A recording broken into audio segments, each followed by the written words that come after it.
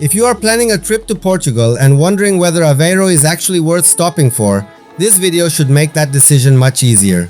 I spent around 4 hours here, and by the end, I felt like I had a very clear answer.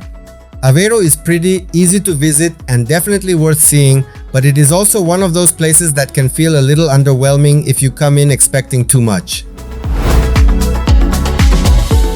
The next morning, right after breakfast, we got into our rental car and drove to Aveiro, which was our first stop of the day. Before coming here, I had seen Aveiro described so many times as the Venice of Portugal that I naturally expected something really special.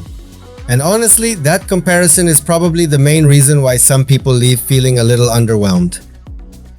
When we arrived, we parked underneath Mercado Manuel Firmino, right in the center, and that turned out to be a very easy place to start. The market itself felt local, simple, and not especially polished for tourists.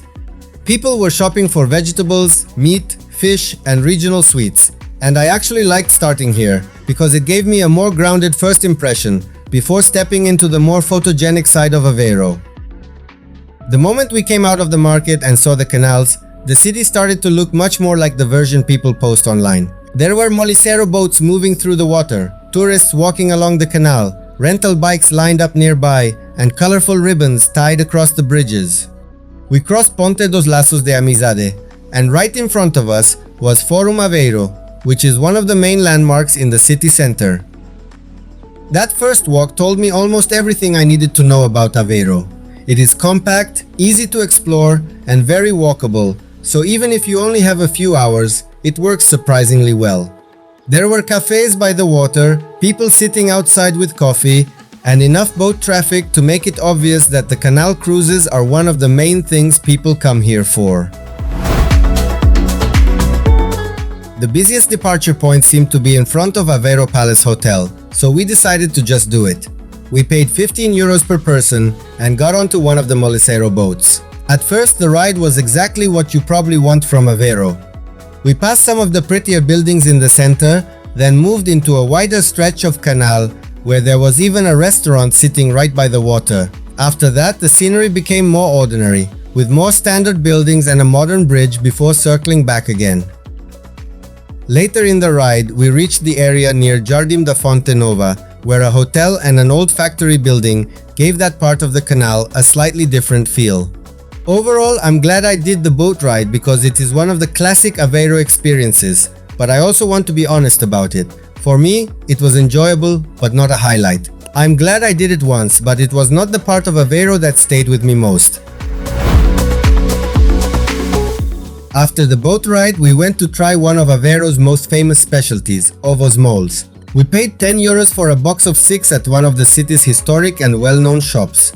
And I do think it is worth trying at least once because it feels closely tied to the identity of Aveiro. Right across from there stood Câmara Municipal de Aveiro, the city hall, and nearby were Monumento a José Estevão Coelho de Magalhães and Teatro Aveirense. Across the same square, Igreja da Misericórdia de Aveiro immediately stood out with its azulejo-covered facade, and that was one of the first buildings that really made me stop and take a closer look. From there, we continued along Rua de Coimbra, which felt like one of the nicest streets to walk through in the center. One thing I liked about Aveiro is that even when there was no huge landmark right in front of me, the city still stayed visually interesting.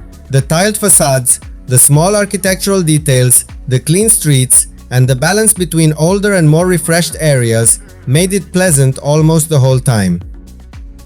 Eventually, we reached Praça do Marquês de Pombal, where the atmosphere shifted into a slightly more formal part of the city.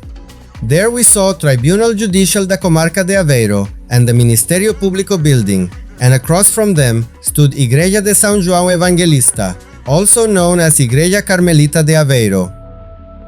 After that, we passed Casa de Santa Zita and kept going along Avenida Santa Joana, which felt tidy, green, and very well maintained. Along that stretch, we passed Museu de Aveiro, the city's biggest museum, and then Se Catedral de Aveiro, one of the most important historic buildings in town. This part of the walk reminded me that Aveiro is not only about canals, it also feels organized, polished, and very livable. A little farther on, We passed Cemiterio Central de Aveiro, and by then we had basically looped back toward where we started. But instead of ending there, we crossed over to explore the other side of the canal as well. One of the first places we came across there was Museu da Cidade de Aveiro, the city museum building that also includes the tourism office. Around it were small shops, many of them clearly aimed at visitors. A little farther ahead, there was another Molicero departure point, and then one of the most elegant buildings in the city, Museu de Arte Nova, which was definitely one of the architectural highlights for me. Right across from it, the Aveiro city sign had become one of those busy photo spots where tourists were constantly stopping. As noon got closer, the city center became noticeably more lively.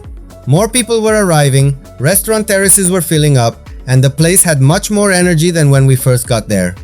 We walked through Domingos Carancho, where souvenir shops were lined up one after another, and then reached Praça 14 de Julho, which felt like one of the busiest and most social parts of the city. Restaurants surrounded the square, tourists were settling in for lunch, and nearby stood Igreja de Nossa Senhora da Apresentação, also known as Igreja Paroquial da Vera Cruz, another church that was hard to miss because of its size and tile details. This was also where we stopped for lunch.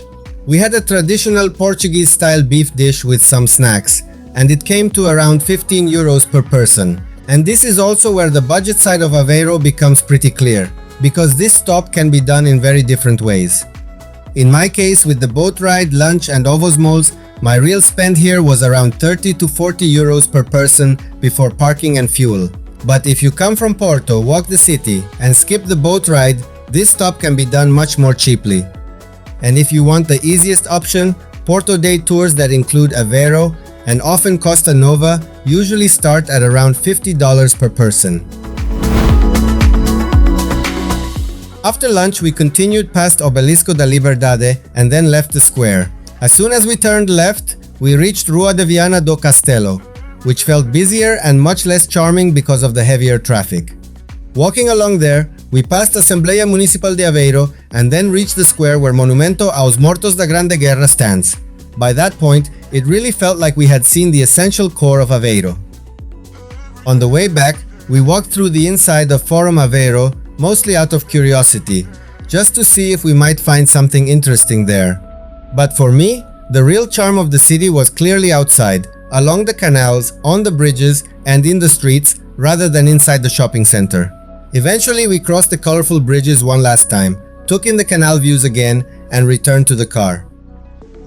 And honestly, if the visit had ended there, I think I would have left saying Aveiro was nice, photogenic, easy to walk, and worth a short stop, but maybe not quite as special as the internet sometimes makes it sound.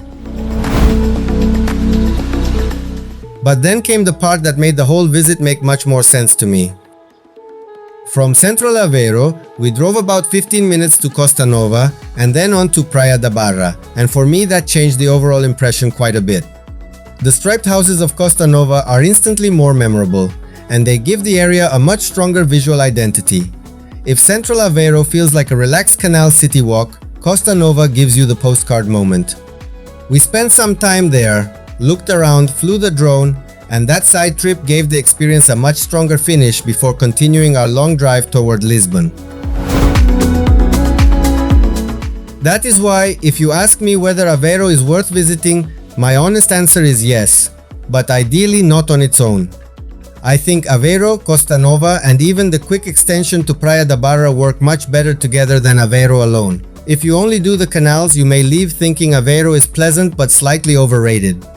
But if you combine the center with Costa Nova and Praia da Barra, the whole stop feels far more complete. So after spending about 4 hours here, this is my honest opinion. Aveiro is pretty, clean, easy to explore, and definitely enjoyable for a short stop. It is not one of the most unforgettable places I visited in Portugal, and I would not overhype it, but I'm still glad I came. It works very well as a half-day stop, especially if you are already traveling between Porto and Lisbon, or looking for an easy day trip from Porto. And that is exactly why I wanted to show it this way. Not as some fantasy version of Aveiro, but as the real experience of spending a few hours here, walking the streets, taking the boat, trying the local sweets, having lunch, and then deciding honestly whether it really lives up to the hype. For me, it partly lived up to the hype, but not completely. And honestly, that kind of answer is usually much more useful than a perfect travel photo. If you enjoyed this video, I also have more from my Portugal series, including Porto, Lisbon, Sintra, Cascais, Faro, Portimão, and more honest travel guides to help you plan better. So make sure you check those out, leave a like, subscribe to the channel, and let me know in the comments. Would you stop in Aveiro or would you skip it for somewhere else in Portugal?